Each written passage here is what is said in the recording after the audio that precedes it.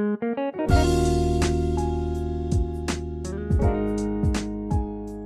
Everyone, once again welcome in my YouTube channel एग्रीविजन 2.0। आज हम लोग बात करेंगे एक बहुत ही महत्वपूर्ण टॉपिक पर, जिसका नाम है हेटेरोगैमिक पैरासाइट, हेटेरोगैमिक प्लांट पैरासाइट, आवृतबीजी पादप परजीवी।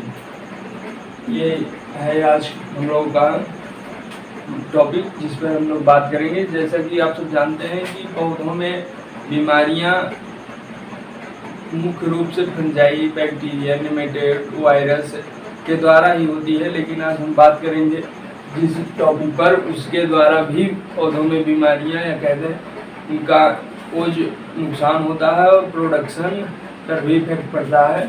हम लोग जानेंगे कि हेटेरोगैमिक प्लांट पैरासाइट क्या होते हैं, आवृतबीजी पादप परजीवी क्या होते हैं और कैसे ये पौधों को प्रभावित करते हैं, कौन कौन से होते हैं, कैसे इनकी कौन सी कैटेगरीज है, इसके बारे में अध्ययन करेंगे और जानेंगे कि हेटेरोगैमिक प्लांट पैरासाइट के बारे में।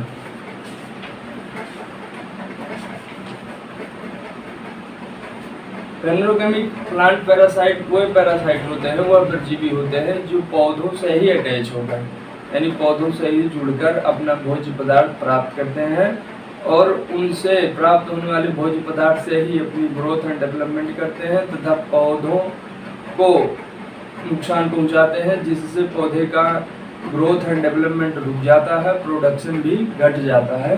तो हम लोग जानेंगे हेटेरोगैमिक प्लांट पैरासाइट में कि कौन कौन से ऐसे मुख्य कैटेगरीज बनाए गए हैं हेटेरोगैमिक पैरासाइट के, प्लांट पैरासाइट के। तो देखते हैं, इसे हेटेरोगैमिक प्लांट पैरासाइट को दो भागों में वर्गीकृत किया गया है। पहला है स्टेम पैरासाइट और दूसरा है रूट पैरासाइट। स्टेम पैरासाइट से तात्पर्य हुए परजीवी जो पौधों के तने पर ही रहते हैं, चिपके रहते हैं और वहीं से ही अपनी लाइफ साइकिल को पूरा कंप्लीट करते हैं, उन्हें कहते हैं स्टेम पैरासाइट। और रूट पैरासाइट से तात्पर्य है कि वे परजीवी जो अपना भोज्य पदार्थ लाइफ साइकिल सब कंप्लीट करते हैं रूट से, यानी रूट से ही भोजन का एब्जॉर्प्शन करते हैं और एब्जॉर्प्शन के पश्चात अपनी लाइफ साइकिल को कंप्लीट करते हैं। तो ये थे दो मुख्य हेटेरोगैमिक प्लांट पैरासाइट के वर्गीकरण। तो पहला था स्टेम पैरासाइट और दूसरा है रूट पैरासाइट। अब स्टेम यानी तना या स्तंभ परजीवी और दूसरा है जड़ परजीवी। तो जानते हैं स्टेम पैरासाइट के बारे में। तो स्टेम पैरासाइट को दो भागों में वर्गीकृत किया गया है। पहला है होलो स्टेम पैरासाइट। होलो से तात्पर्य पूर्ण स्तंभ परजीवी। होलो स्टेम, होलो के लिए एक शब्द और है टोटल स्टेम पैरासाइट। तो टोटल भी लिख सकते हैं, ऐसी कोई बात नहीं है। होलो स्टेम पैरासाइट या टोटल स्टेम पैरासाइट, पूर्ण स्तंभ परजीवी, यानी ये जो टोटल स्टेम पैरासाइट ये पूर्ण रूप से स्तंभ पर ही निर्भर रहेगा और स्तंभ पर ही अपनी लाइफ साइकिल को कंप्लीट करेगा पौधे के, यानी होस्ट प्लांट के। तो इसमें है सबसे मोस्ट इम्पॉर्टेंट परजीवी जिसका नाम है कस्कुटा। कस्कुटा जिसे अमर बेल या आकाश बेल के नाम से भी जानते हैं। कस्कुटा को हर कोई देखा होगा, वो पीली तना ट्यूबुलर लाइक स्ट्रक्चर होती है जो नलिकाकार होती है और पौधों पर बिना किसी रूट्स के, उनमें ना तो रूट्स होती है ना ही लीफ होती है और ये अपना भोजन जो है पूर्ण रूप से पौधों से ही, यानी होस्ट प्लांट से ही एब्जॉर्ब करते हैं और इनमें फ्लावरिंग होती है और फ्लावरिंग के पश्चात ये जो सीड्स बनते हैं वही सीड्स ही पुनः जो है जर्मिनेट होकर प्रचार, इसका जो है प्रसार करते हैं। तो ये है कस्कुटा जिसका हिंदी नेम अमरबेल या आकाश बेल है और इसका होस्ट प्लांट है बरसीम, यानी परपोषी पादप जो है पौधा, फसल भी कह सकते हैं। होस्ट क्रॉप बरसीम है, लूसर्न है, रेडिश मूली, कैरेट यानी गाजर और सिट्रस स्पीसीज है, एक और है बबूल। तो ये सारे इसके होस्ट प्लांट हैं, इन पर ये उत्पन्न होते हैं और डिजीज जो है, डिजीज नहीं कह सकते, उत्पन्न होते हैं और पौधे की ग्रोथ एंड डेवलपमेंट तथा प्रोडक्शन को भी प्रभावित करते हैं।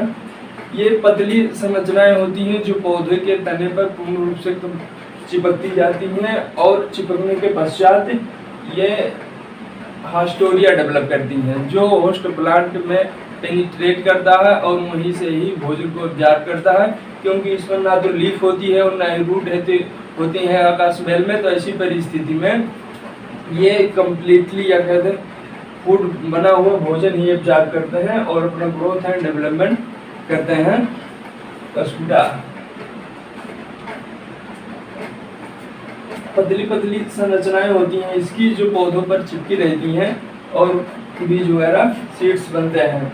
अब जानते हैं इसके बारे में। ये हो गया 16वां लक्षण। इटियोलॉजी इसका कस्कुटा रिफ्लेक्सा, पूरा नाम रहेगा कस्कुटा रिफ्लेक्सा। अब इसकी बात चलती है कि डिजीज साइकिल की, डिजीज साइकिल यानी रोग चक्र क्या है। तो ये जो बीज उत्पन्न करते हैं ये पशुओं को चारा खिलाने से, जैसे बरसी में आपने काटा और चारा लेकर आए और उसी के साथ ही कस्कुटा का प्लांट या उसके सीड्स भी आ गए। तो पशुओं को भोजन कराने के पश्चात जब पेट में ये नहीं पचते हैं और गोबर के माध्यम से बाहर आ जाएं और पुनः खाद के रूप में इन्हें खेत में ले जाया जाए, तो ये कस्कुटा का प्रसार या कहते हैं डिजीज साइकिल होती है इस तरह से। और प्रसार होता है।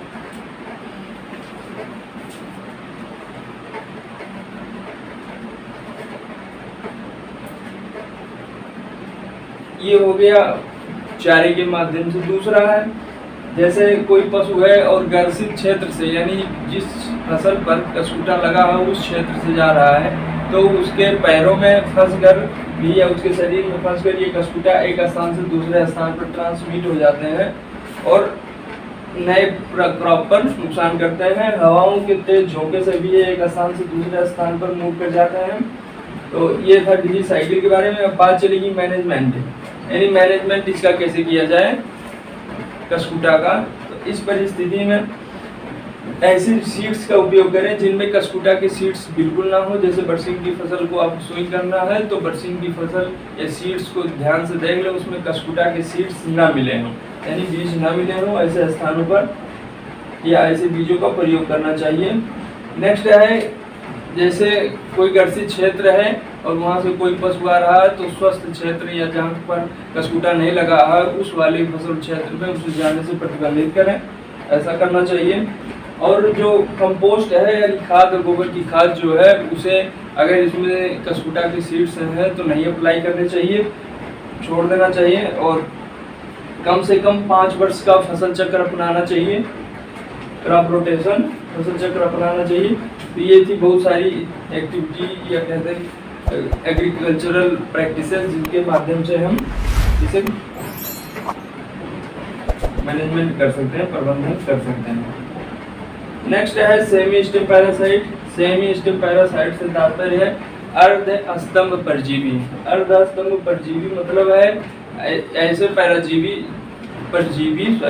परजीवी जो पौधों से भोजन को न प्राप्त करके केवल वाटर और मिनरल्स को ही ऑब्जर्व करते हैं, क्योंकि इन पे जो है लीफ पाई जाती है, पत्तियां पाई जाती हैं।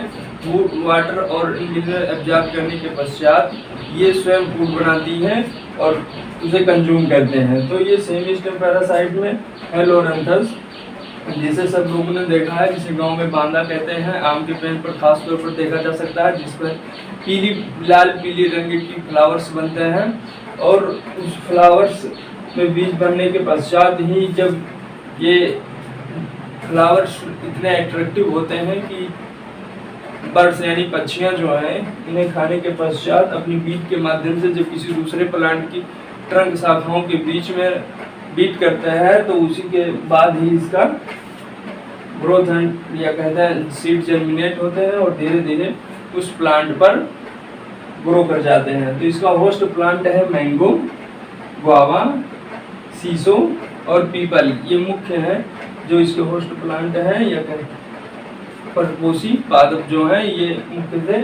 और इसका मैनेजमेंट के लिए जैसे भी किसी भी प्लांट में खासतौर पर अगर आम का है तो आम के टहनियों को काटने लायक हो तो टहनियों को काट दिया जाए, और अगर मोटी टहनियाँ हैं या नहीं काटने योग्य है तो ऐसी परिस्थिति में जहाँ पर भी इसका हास्टोरिया अंदर प्रवेश किया है उस हास्टोरिया को निकालने के लिए चाकू की मदद से जो है पेड़ के अंदर या ट्रंक के अंदर शाखाओं को उसे बारीकी से खुरच कर निकाल लें। ये मैनेजमेंट किया जा सकता है जो है लोरेंथस बाधा के लिए। नेक्स्ट बात करेंगे हम सब जो है रूट पैरासाइट के बारे में। रूट पैरासाइट यानी जड़ परजीवी। अब जड़ परजीवी में परजीवी नहीं, हाँ सही है, पैरासाइट परजीवी। रूट पैरासाइट के बारे में बात करेंगे। तो इसमें है होलो या कहते हैं टोटल रूट पैरासाइट, पूर्ण जड़ परजीवी, इसके बारे में बात चलेगी। तो पूर्ण परजीवी से तात्पर्य है कि वह परजीवी जो अपना भोजन स्वयं न बनाते हैं, होस्ट प्लांट पर ही निर्भर रहते हैं और उनसे ही भोजन प्राप्त करते हैं, तो वो कहलाते हैं होलो रूट पैरासाइट या टोटल रूट पैरासाइट, जिसमें मुख्य है ओरोबैंकी, जिसका एक अदर नेम है ब्रूम रैट, कुछ लोग भूइपोड़ वगैरह के नाम से भी जानते हैं। तो ये है ओरोबैंकी के बारे में, जिसका मुख्य या कहते हैं होस्ट क्रॉप्स जो है टोबैको यानी तंबाकू, ब्रिंजल्स, बैगन, क्रूसीफेरस फैमिली क्रॉप्स जितने भी हैं वो, टोमेटो, सनफ्लावर इत्यादि, ये इतने सारे होस्ट प्लांट हैं। इसका लक्षण ये होता है कि जैसे ही किसी भी फसल यानी अगर बात करें टोबैको की, तो टोबैको की सोइंग करने के 6 से 7 सप्ताह बाद ही ये सीड जर्मिनेट होते हैं। जर्मिनेट होने का मेन कारण ये है कि जब होस्ट प्लांट जर्मिनेट होता है तो रसायन का स्राव करता है, सिक्रेशन करता है। इसी केमिकल्स के सिक्रेशन से ही पैरासाइट परजीवी सीड जर्मिनेट करते हैं और ये होस्ट प्लांट के रूट्स से जो है वैस्कुलर सिस्टम में मैच होकर, ये कहते हैं कनेक्ट होकर ही धीरे धीरे फ्रूट्स को ऑब्जर्व करते हैं और पौधे को जल्द ही, अगर भयंकर रूप या कहते हैं अधिक मात्रा में जो है ओरोबैंकी का प्रकोप हो गया है, तो पौधे का स्टंटिंग बौनापन हो जाएगा और फसल प्रोडक्शन धीरे धीरे बहुत ही घट जाएगी। तो ऐसी परिस्थिति में अगर ओरोबैंकी का कंट्रोल करना है, मैनेजमेंट करना है, तो इस परिस्थिति में पास या कोई अन्य फसल का चुनाव करें, जैसे कि मेन फसल बोने से पहले इस फसल को बो दें और बोने के पश्चात जैसे ही वो पौधे जर्मिनेट करेंगे, सिक्रेशन करेंगे केमिकल्स का होस्ट प्लांट, तो वैसे ही ओरोबैंकी के सीड्स अपने आप जर्मिनेट हो जाएंगे और जर्मिनेट होने के पश्चात जैसे ही वो सॉइल से वेपर्स निकले बाहर, उन्हें जो है कुदाल, फावड़े या किसी कृषि यंत्र के माध्यम से जो है डिस्ट्रॉय कर दें, खत्म कर दें। तो ये मैनेजमेंट कर सकते हैं ओरोबैंकी के लिए। नेक्स्ट है सेमी रूट पैरासाइट, अर्ध जड़ परजीवी के बारे में। ये मेनली इसमें स्ट्राइगा है और जिसका अदर नेम विचवीड भी है। तो स्ट्राइगा या विचवीड भी है। होस्ट क्रॉप्स इसके हैं शुगर केन, गन्ना है, ज्वार है, मेज है, बाजरा, पैडी, टीटीसी, बहुत सारी क्रॉप्स हैं ये जो है स्ट्राइगा के लिए। तो इसकी मैनेजमेंट अगर बात करें तो वही प्रक्रिया अपनाएंगे कि मेन फसल बोने से पहले ही किसी पास या कोई बिचली फसल का उपयोग करें, जिससे इसके होस्ट प्लांट या कहते हैं ये जो परजीवी है इसके जर्मिनेट होने पर पश्चात ही इसे डिस्ट्रॉय किया जा सके। और स्ट्राइगा के एक पौधे से लगभग 50,000 से 5 लाख सीड्स उत्पन्न होते हैं, बीज उत्पन्न होते हैं, जो भूमि में पड़े रहते हैं और अनुकूल वातावरण मिलने पर जर्मिनेट होते हैं और जर्मिनेट होने के पश्चात होस्ट पर अटैक करते हैं और धीरे धीरे होस्ट की फसल पर या कहते हैं होस्ट पर पूरा अपना प्रभाव स्थापित कर लेते हैं। इसके नियंत्रण के लिए 2,4-D का भी उपयोग कर सकते हैं। कुछ पास या कूट पर पोसी या कहते हैं कूट होस्ट का भी प्रयोग कर सकते हैं, जैसे है इसमें कपास, सोयाबीन, लोबिया इत्यादि की सोइंग कर सकते हैं मेन क्रॉप्स के पहले। तो हम लोगों ने जाना फेनोलोगेमिक प्लांट पैरासाइट के बारे में, जिसमें हमने स्टेम पैरासाइट की बात की और रूट पैरासाइट की बात की, जिसमें होलो स्टेम पैरासाइट या टोटल स्टेम पैरासाइट जो है कर्स्कुटा। नेक्स्ट है जिसका होस्ट प्लांट बरसीम, लूसन, रेडिस, कैरेट, सिट्रस, बबूल, ये इतने सारे थे जो है होस्ट प्लांट इसके कर्स्कुटा के। नेक्स्ट है सेमी स्टेम पैरासाइट, अर्ध तना परजीवी, जिसमें लोरेंथस था, हर कोई परिचित था। होस्ट प्लांट मैंगो, गुआवा, सीसो, पीपल इत्यादि। रूट पैरासाइट में हमने जाना होलो रूट पैरासाइट या टोटल रूट पैरासाइट, जिसमें ओरोबैंकी मुख्यतः जिसे ब्रूम रैप के नाम से भी जानते हैं। इसका होस्ट क्रॉप है tobacco brinjal, cruciferous crops, tomato, sunflower इत्यादि बहुत सारी किस्में हैं। और नेक्स्ट है सेमी रूट पैरासाइट अर्ध जड़ परजीवी, जिसमें स्ट्राइगर जिसका अदर नेम बिचवीड भी है, और इसके होस्ट क्रॉप्स हैं शुगर केन, ज्वार, मेज, बाजरा इत्यादि। तो हम लोगों ने जाना आज फिलोगेमिक प्लांट पैरासाइट के बारे में। और वीडियो अगर अच्छी लगी हो तो लाइक और शेयर जरूर करें।